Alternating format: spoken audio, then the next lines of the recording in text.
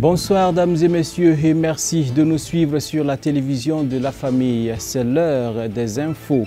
Et au chapitre des infos, sachez tout d'abord que Ouagadougou et précisément Rayongo a essuyé des tirs entre 2 h du matin et jusqu'à 11 h entre des présumés terroristes retranchés dans une villa et des forces de sécurité intérieure. Au bilan, 3 assaillants ont été abattus et 1 capturé. Malheureusement, un gendarme a aussi succombé à ses blessures et 4 autres sont blessés, ainsi qu'un civil. C'est ce qui ressort d'un communiqué de la gendarmerie nationale à la fin de l'assaut. Courage à nos forces de l'ordre et continuons à prier pour notre cher pays de Burkina Faso afin que Dieu continue de nous éloigner des forces du mal. Et nous poursuivons cette édition avec le traditionnel point de presse de l'opposition politique burkinabé sous la présidence de Jean-Léonard Bouda, président du groupe municipal UPC. Voilà, il a été dénoncé une asphyxie financière entretenue par le maire de la ville de Ouagadougou. Les remous à l'arrondissement 3 étaient également sur la table des échanges. Delphine Banissi et Dieudonné Koumsaga y étaient et voici le compte-rendu. Asphyxie financière, gestion douteuse, tentative de déstabilisation, ce sont entre autres les mots que connaît le visage municipal de la ville de Ouagadougou. Au club de presse de ce mardi, le président du groupe municipal de l'UPC et sa suite ont dépeint les malversations et les tentatives de fragilisation dont ils sont victimes dans leurs arrondissements respectifs. La gestion des ressources humaines est telle que les maires d'arrondissement sont dépourvus de personnel. Le maire de Ouagadougou nomme qui il veut et reprend qui il veut. Le plan de développement de la commune de Ouagadougou a été pensé et rédigé avant celui des secteurs et des arrondissements sans aucune consultation des maires d'arrondissement. Bonnes gens, depuis quand construit-on une maison en commençant par le toit? Le ramassage des ordures de la ville reste du ressort du maire de Ouagadougou qui préfère gérer seul les 3 milliards mobilisés à cet effet. On comprend aisément pourquoi Ouagadougou est passé de la ville la plus propre d'Afrique en 2013 à la 7e ville la plus sale d'Afrique en 2017. Depuis l'arrivée de Bewende à la tête de la mairie de Ouagadougou, aucun comité de gestion des CSPS n'a pu être renouvelé malgré les dérives criardes au sein de ces comités. Le maire en a donné l'interdiction, arguant qu'il attend de mettre en place un nouvel organigramme. Le reprofilage des voies dans les secteurs est seulement possible quand le maire de Ouagadougou le veut et le décide, alors que c'est vers les mairies d'arrondissement que les populations se retournent pour crier leur désarroi sur l'état des voies et l'enlèvement des ordures. Bewende n'a aucune considération pour les maires d'arrondissement, au point qu'il s'incruste dans les arrondissements pour mener des activités sans informer et encore moins impliquer les maires d'arrondissement. Un arrondissement 3 truffé de problèmes, le maire dit attendre depuis janvier sa dotation de 2018 pour le fonctionnement de sa collectivité territoriale. Une mairie aux multiples enjeux, l'opposition municipale, après plusieurs tentatives de pourparlers avec le maire de la ville de Ouagadougou, dit lancer un nouvel appel à Sieur Bewende à prendre en compte les préoccupations de la population dans sa lutte contre le conseil municipal des lieux. Il faut dire que depuis le 31 mars 2017, une motion a été déposée à notre encontre. Et suite à cette motion, nous avons engagé vraiment des démarches dans le cadre de convoquer en tout cas une session extraordinaire pour discuter des motifs qui nous sont reprochés. Et de toutes ces démarches, le maire Bewende est au courant, il a été informé de tout ce que nous avons engagé comme démarche dans la résolution de la crise à l'arrondissement numéro 3. Jusqu'à ce jour, je vous dis, le maire Bewende ne s'est jamais intéressé à ce qui se passe à l'arrondissement numéro 3. En ce qui concerne le budget. Par rapport au fonctionnement, le budget n'a pas pu être adopté parce que nous n'avons pas pu convoquer la session pour statuer sur le budget, pour faute de quorum.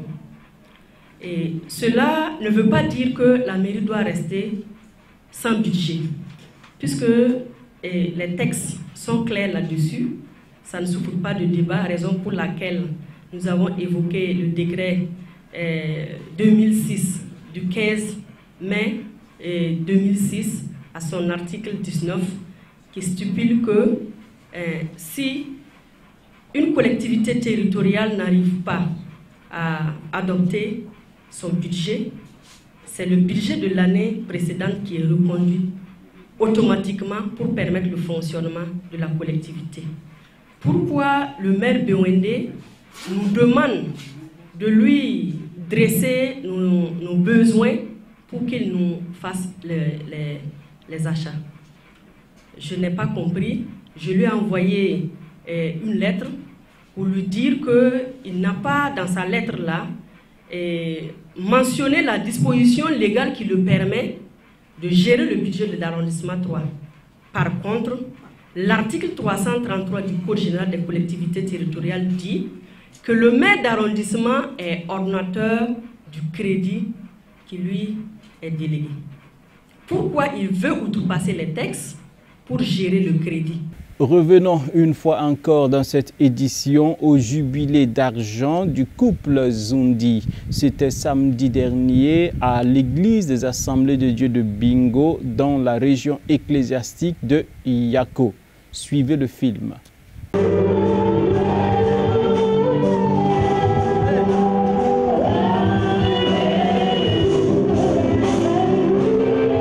Détrompez-vous, ceci n'est pas une cérémonie de mariage, mais la célébration des noces d'argent du couple Zundi.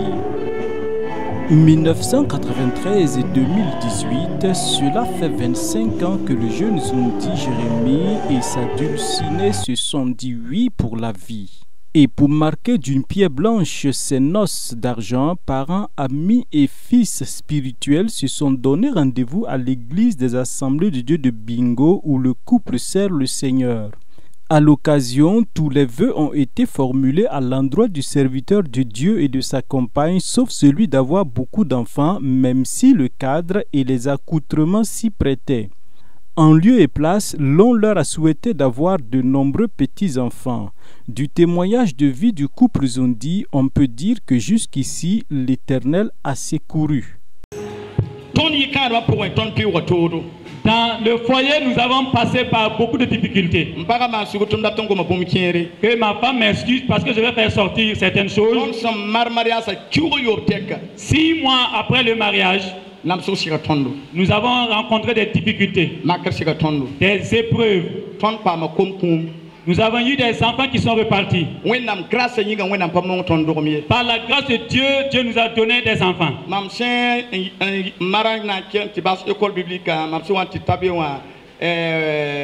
de janvier, quand je me suis marié, je suis reparti pour achever la 3e année. Au mois de janvier, ma femme était enceinte. C'était réellement difficile. Pendant la sortie de l'école biblique, ma femme était à l'hôpital Yalarado. Elle a fait 3 mois. Et pendant l'accouchement, ils ont dit que c'était obligé qu'il fasse une césarienne. Et quand il se préparait pour faire la césarienne, l'enfant est décédé à l'intérieur. Et c'était réellement difficile. Et 3 jours après l'intervention, l'esprit de mort est venu pour prendre mon épouse. Ma femme m'a appelé à 14h30 à l'hôpital Yalarado pour me dire de m'approcher parce qu'elle a son dernier mot. Elle a dit que mon temps est arrivé et je dois partir parce que ma souffrance est difficile. En ce moment, elle pleurait. J'ai commencé à pleurer avec elle. Et elle m'a dit ces derniers mots.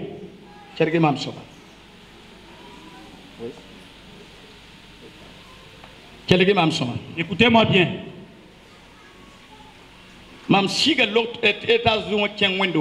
Je suis descendu de l'étage et je suis allé à l'église.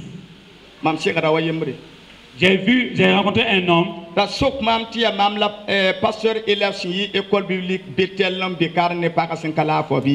il m'a demandé, tu es le pasteur qui vient de finir l'école biblique et qui est là avec ton épouse malade? Je lui ai dit oui. Et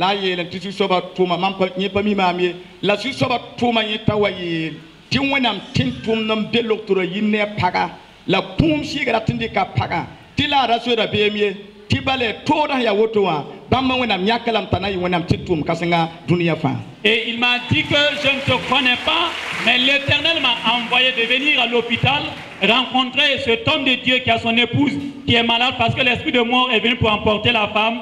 Mais la femme ne va pas mourir parce que Dieu l'a désigné, Dieu l'a distingué pour un grand ministère. Quand j'ai commencé à regarder le visage de l'homme, il a disparu. Et j'ai su que c'est Dieu qui a envoyé un ange pour me rencontrer au sein de l'église.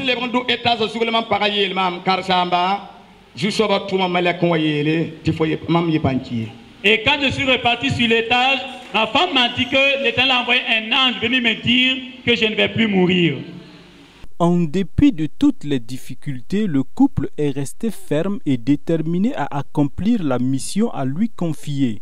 Ce jubilé d'argent, digne d'un lunch de jeunes de 22 ans, a été des moments de louange et d'action de grâce à Dieu pour son action dans la vie de son oint.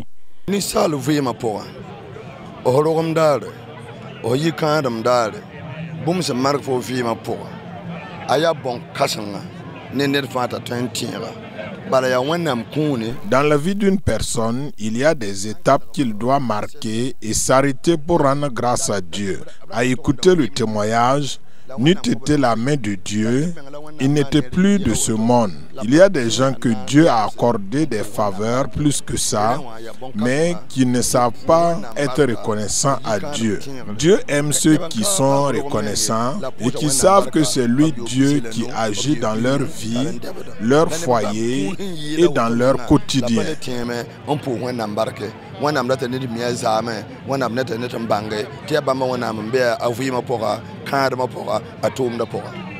L'homme de Dieu qui a célébré ce mariage en 1993 était présent pour partager la joie de son filleul.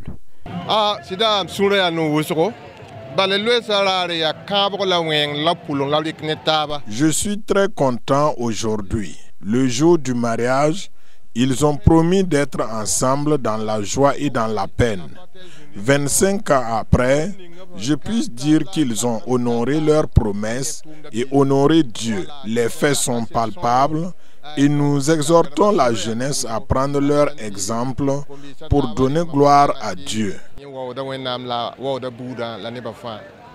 L'occasion était belle pour le couple Zundi d'offrir des présents aux pères dans la foi qui ont gouverné leur premier pas. Quoi de plus normal que d'esquisser des pas de danse comme au premier jour du mariage. Ouvrons la page internationale et nous faisons une escale à Hawaï où des coulées de lave se déversent dans l'océan Atlantique provoquant des fumées acides. Phénomène inquiétant qui nécessite le déplacement des populations. Lorsque la lave incandescente entre en contact avec l'eau de mer, cela produit des fumées acides. Ces émanations toxiques peuvent provoquer des irritations de la peau, des yeux et des poumons. Les autorités s'inquiètent de ce phénomène. Les habitants de la plus grande île d'Hawaï, eux, attendent d'être évacués. I am 2 miles up Rift. I hear it 24/7, being next to Air Force flight line, where you hear the jets. I can't believe I'm 2 miles away and hear it. Le nuage toxique a commencé à se former samedi. Deux coulées ont traversé un grand axe routier avant de se déverser dans l'océan. Les émissions de dioxyde de soufre ont triplé autour du Kilauea. C'est l'un des volcans les plus actifs au monde. Ce géant culmine à 1247 mètres. Il est entré en éruption le 3 mai dernier et a déjà détruit des dizaines d'habitations et déplacé des milliers d'habitants. Et nous faisons également un clin d'œil en Corée du Nord où Kim Jong confirme sa bonne volonté en invitant les journalistes étrangers à assister à la destruction du site d'essai nucléaire de Pyongyang. Geste de bonne volonté qu'il a promis avant sa rencontre avec Donald Trump le 12 juin prochain. Des journalistes étrangers sont arrivés en Corée du Nord pour assister à la destruction du site d'essai nucléaire de Pyongyang. Kim Jong-un l'avait promis comme un geste de bonne volonté avant le sommet du 12 juin avec les États-Unis. Pas de Sud-Coréens parmi les médias invités, ni de reporters de l'agence France-Presse, mais des reporters de Chine, de Russie et des États-Unis, comme le journaliste d'Associated Press Television, Raphaël Weber. C'est l'aéroport ici de Wonsan Kalma. Nous n'avons pas beaucoup de temps compte tenu des nombreux bagages que nous devons récupérer. Nous allons nous rendre à l'hôtel Kalma. Nous ne savons pas quand nous allons prendre le train pour nous rendre sur le site des tests nucléaires. Le groupe de médias étrangers vient vraiment juste d'arriver de Pékin aujourd'hui. Ensuite commencera le vrai voyage. La destruction du site serait prévue entre demain, mercredi et vendredi en fonction des conditions météo. Kim Jong-un avait annoncé le mois dernier qu'il allait détruire le site de Punggye-ri situé dans le nord-est du pays en faisant exploser les tunnels d'accès. Une annonce saluée par Washington et Séoul. Le site a été le théâtre de 6 essais nucléaires. Le dernier en date a eu lieu en septembre dernier et aurait concerné une bombe à hydrogène. Les spécialistes sont divisés sur le fait de savoir si le site est déjà inutilisable ou s'il le sera vraiment. Par le passé, Pyongyang a déjà fait machine arrière dès que le vent diplomatique tournait. C'est sur cette note, amis téléspectateurs, que nous mettons un terme à cette session d'information que j'ai eu du plaisir à feuilleter avec vous. Toute l'équipe de la rédaction se joint à moi pour vous souhaiter une excellente soirée en compagnie des programmes de la télévision de la famille. Bonsoir chez vous.